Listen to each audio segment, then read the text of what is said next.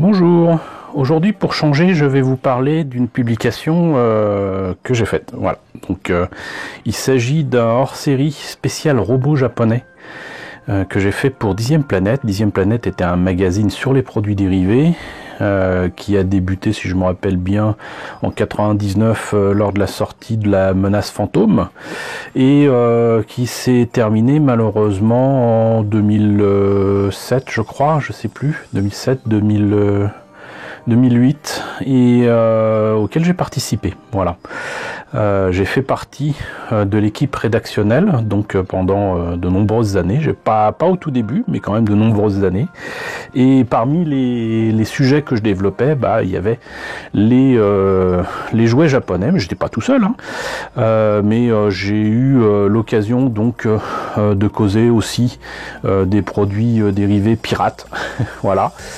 J'en étais souvent chargé, je faisais les chroniques DVD, les chroniques cinéma, des petites choses comme ça. Des sujets que j'avais pas forcément l'occasion de développer dans mon propre magazine Animeland, tout simplement parce que quand il ne s'agissait pas de sujets japonais ou liés à l'animation, je voyais mal pourquoi j'aurais parlé d'un film d'horreur ou d'un film de science-fiction dans Animeland.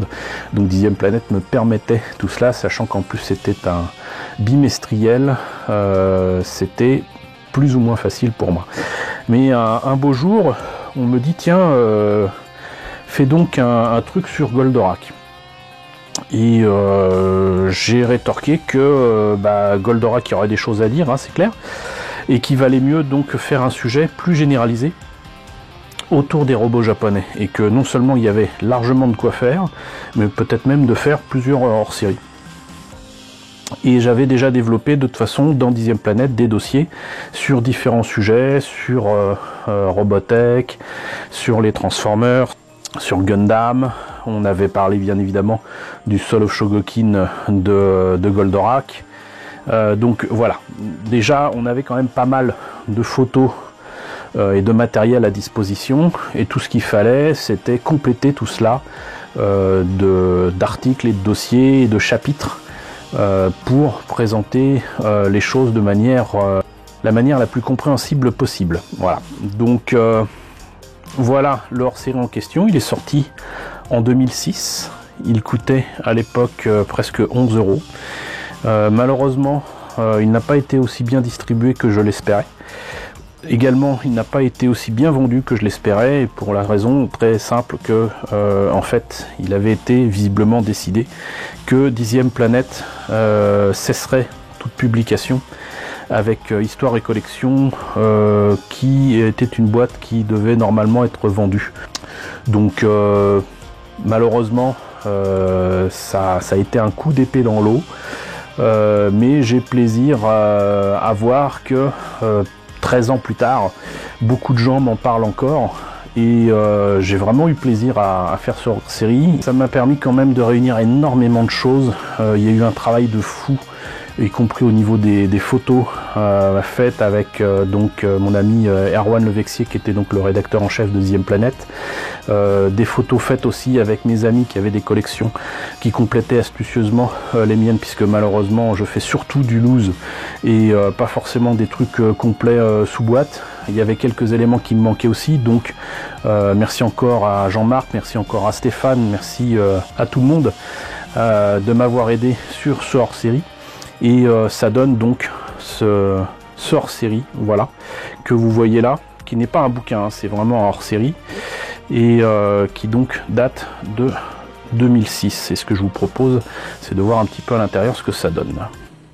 Alors, vous l'aurez compris, les sujets sur les robots japonais sont très divers, là, puisqu'on voit Bioman, Gundam, Macross, Transformers et Goldorak, ce qui me semblait logique, suivi d'un tout petit nono ici. Et l'idée au départ c'était de faire des lignes de vitesse comme dans les mangas, mais avec des titres. Finalement ça fonctionne assez mal, mais c'est pas grave. On avait une publicité de Pika avec les mangas Gundam qui sortaient à l'époque, dont The Origin qui venait de commencer. Donc ça fait bizarre de se dire que ça fait déjà 13 ans. Donc on commence par la définition de ce que c'est qu'un robot.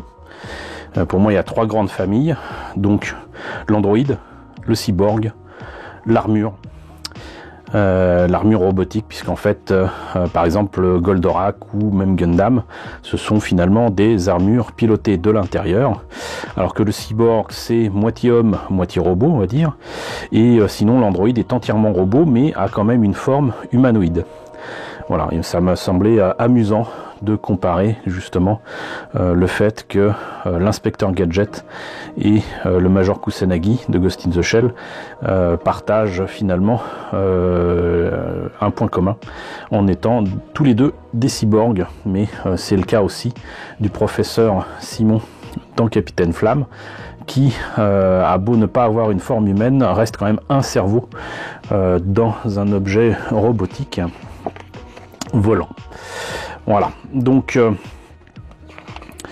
on commence par l'histoire du robot japonais. Donc forcément on commence par Tetsujin, que je vous ai présenté il n'y a pas longtemps, mais surtout donc Go Nagai, tous les vieux robots de Poppy, les Jumbo qu'on a eu en France, certains robots DX transformables qu'on a eu d'une manière ou d'une autre. Voilà, donc on a eu quand même, avec le succès de Goldorak, énormément de robots japonais en import, et il m'est arrivé assez souvent de trouver même des objets carrément sous boîte japonaise. C'était pas entre guillemets interdit. Voilà, on en était là au moment de la sortie du hors-série. J'avais reçu des objets de la part de Abyss Corp, qui est une société à Rouen. Voilà, donc les origines aussi quand même, mine de rien, en France, c'est quand même Goldorak, hein. On peut pas prétendre le contraire, même si on a eu beaucoup de trucs japonais avant. Le succès des robots japonais en France, c'est très clairement avec Goldorak au départ. Donc, pas mal de choses à dire, et puis du coup très rapidement on a eu des tas de jouets à cause de la collection Shogun Warriors. On a eu des collections Poppy, puis Bandai, on a eu du Sankukai, on a eu Il était une fois l'espace, on a eu les Diaclones que je vous ai déjà présenté, on a eu quantité de choses finalement assez rapidement, quoi. Entre 78 et le début des années 80, il s'est passé que quelques années, ça a été littéralement un tsunami de produits dérivés, y compris de choses dont on ne connaît absolument pas les origines. Ici, là, voilà, avec le Machine Dolphin, Machine Man. C'est une série de Sentai, on va dire. C'est absolument inconnu en France. La série est encore totalement inédite en France, mais c'était une voiture qui se transformait en espèce de jet, qui se transformait en robot armure pour le héros, qui était livré avec... c'était quand même assez étonnant, cette façon de faire en France. Alors je parlais justement des Shogun Warriors, alors voilà, il y a toute une explication là-dessus, je ne vous spoile pas quoi que ce soit, mais on leur doit quand même aussi la grande variété d'objets, de produits dérivés, pour la plupart inédits, avec des séries animées totalement inédites en France, hein, que ce soit Brave Riding, Getter Robot, Deimos, on a vu le début en vidéo, mais voilà quoi, mais dans Guard Ice aussi, mais voilà quoi, c'est quand même assez étonnant le nombre de produits dérivés qu'on a eu en France, alors qu'on n'avait absolument pas les séries qui étaient reliées à ces produits-là à la télé, quoi. Y compris cela, là, il y a quelques séries ici de Sentai, avec les Shogun Action Vehicles, avec le Shinkon Jet, le Shinkon Tank, ça c'était encore autre chose, je sais plus ce que c'était d'ailleurs exactement. La collection Soul of Shogokin, qui est devenue donc un incontournable, on en a eu beaucoup depuis la parution de ce hors-série, mais on avait suivi avec intérêt dès le début des années 2000 la sortie de ces jouets en die-cast, qui sont vraiment des jouets de collection et qui sont clairement pas faits pour les enfants, et qui amélioraient franchement l'ordinaire par rapport aux vieux jouets des années 70, qui pour certains étaient quand même assez pourris. Donc là on avait littéralement la totale, on était allé jusqu'à GX33, et bah, j'avais pas réussi évidemment à me fournir le Gunbuster. Ça allait, comment dirais-je, c'était de plus en plus cher en fait, et donc de plus en plus difficile à obtenir, parce qu'en plus le rythme a augmenté, c'est-à-dire que c'était pas un jouet par an, c'était littéralement un jouet tous les trimestres, quoi. Donc c'était un peu difficile à suivre. Mais on s'est fait un plaisir, en tout cas Erwan s'est fait plaisir avec des photos de fous, notamment de Goldorak, des Spacers et de tout ce qu'il y avait autour. Voilà, et donc ça je l'avais pas, ça c'était des photos que j'avais fait chez Jean-Marc, et maintenant je l'ai, donc encore merci Gérard, hein. Et il y avait quand même aussi pas mal de photos, soit chez Jean-Marc, soit chez Stéphane, des trucs de fou, et encore plus de trucs de fou sortis depuis. Le chapitre Transformers, important aussi quand même. Rappelez que, et ça je vous l'ai déjà dit, que ces jouets viennent en fait des collections Diaclone de Takara, que du coup on a eu les jouets avant les Américains, mais de peu, puisque en fait Hasbro a négocié avec Takara les droits en question pratiquement en même temps. Ça c'est quelque chose qui m'échappera toujours. CJ Joustra a été obligé en fait de retirer les jouets de la circulation à peine un an après la sortie des jouets qui étaient avec des illustrations des frères Brizzi, et du coup bah, on s'est retrouvé avec la collection Transformers, que je trouvais d'ailleurs extrêmement chère, et c'est dommage parce qu'on a raté l'occasion d'avoir des collections Takara quasiment à l'identique. Mais bon, donc on a eu les jouets, même des maquettes. Ensuite, on a eu Hasbro, on a eu les G1, les G2, etc. On a eu une quantité incroyable de produits. Au départ, c'était plus ou moins bien suivi. Il y avait quand même la totalité des références. Sur la fin, avant les films de Michael Bay et même après, je constate par contre que la majorité des jouets qui sortaient aux États-Unis n'étaient absolument pas suivis en France, et ça devenait quand même carrément gênant. Parce que quand vous avez des robots dont vous vous foutez pas mal qui sortent, et puis absolument pas le chef des Autobots, à savoir Optimus Prime, que par contre vous voyez partout son ennemi Megatron, vous êtes en droit de vous poser des questions, surtout quand pour certaines collections vous aviez 2 robots sur les 3 qui permettaient d'en faire un plus grand, quoi. Pas se demander après pourquoi même les mômes ne suivent pas les sorties de jouets. Les GoBots ensuite, important aussi, puisqu'en fait c'est une collection de jouets de Bandai qui a été réunie très clairement pour concurrencer Transformers, alors même que Bandai a travaillé avec Hasbro avec les premiers Transformers. Là aussi il y a quelque chose qui m'échappe, des tractations, des tracas peut-être même aussi, qui nous échappent totalement. Mais au milieu des années 80, c'était littéralement la guerre des robots, et on était le champ de bataille, pour paraphraser un certain slogan. Donc la majorité des robots, des jouets que vous voyez là, sont les miens, que ce soit pour Transformers ou GoBots, et pareil pour le sujet Robotech, où je rappelle inlassablement que on a connu la Valkyrie de Macross grâce à Jetfire, donc des Transformers, mais moi j'avais eu donc le jouet, j'allais dire français, de la Valkyrie bleu blanc rouge. Là on voit aussi la différence entre les jouets Takatoku et les jouets Yamato qui étaient sortis à l'époque. Quelques jouets de Macross 7 qui étaient quand même assez sympas. Parler aussi quand même de Matchbox et des jouets sortis aux États-Unis autour de Robotech, ça me semblait logique. Et du coup, comme on parle de Robotech, ça permet de parler de Surf and Cross et surtout de Mospida. Et Mospida avec cette particularité, avec donc ces jouets distribués par Lancet avec les Henshin robots, qui finissaient dans les solderies partout en France vers la fin des années 80.